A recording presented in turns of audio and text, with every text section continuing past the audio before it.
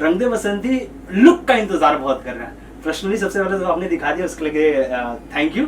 लेकिन लुक बहुत प्यारा लग रहा है, कॉन्सेप्ट बहुत क्लियर है, रंग दे बसंती का कुछ भी आउट नहीं है।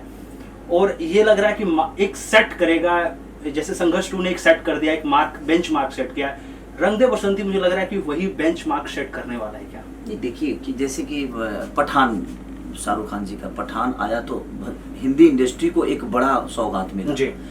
उसके बाद गद्दर 2 ने तो तबाही कर दी जी। उसके बाद अपना जवान जी।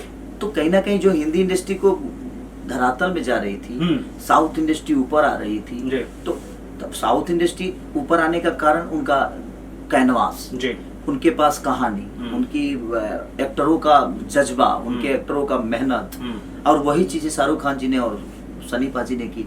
तो कहीं ना कहीं फिर से एक इंडस्ट्री को नया आयाम मिला, नया एक रास्ता दिखाई दिया। तो वैसा ही है, संघर्ष 2 ने एक वो तिनका बना है, लेकिन सहारा मुझे लगता है कि अपना रंग दे बसंती और गॉडफादर जैसी मूवी, उसके बाद एक और मूवी मेहरबान, फिर राजा राम।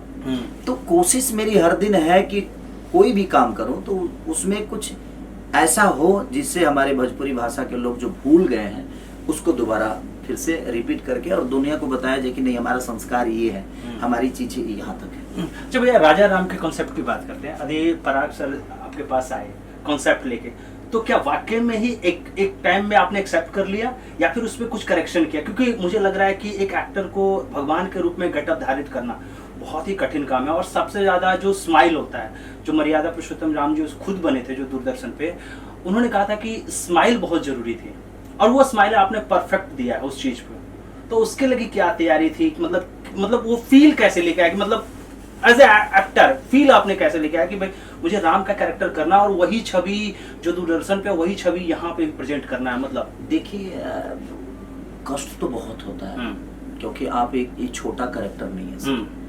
भगवान राम का कैरेक्टर करना मुझे लगता है कि इससे ऊपर कुछ नहीं हो सकता। एज ए एक्टर मुझे लगता है कि हम बहुत सारे काम करते हैं, लेकिन भगवान से बढ़कर क्या है इस धरती में, और उनको फॉलो करना और उनके स्माइल को, अरुण गोविल जी को देखिए, आज भी आइकॉन तो देखा जाए तो हम लोग को हमारे घर में तो अरुण गोविल जी का ही फोटो है। बिल्कुल बिल्कुल सही। तो हमारी नजर में भगवान का चेहरा तो वही है कि भगवान वैसे ही होंगे।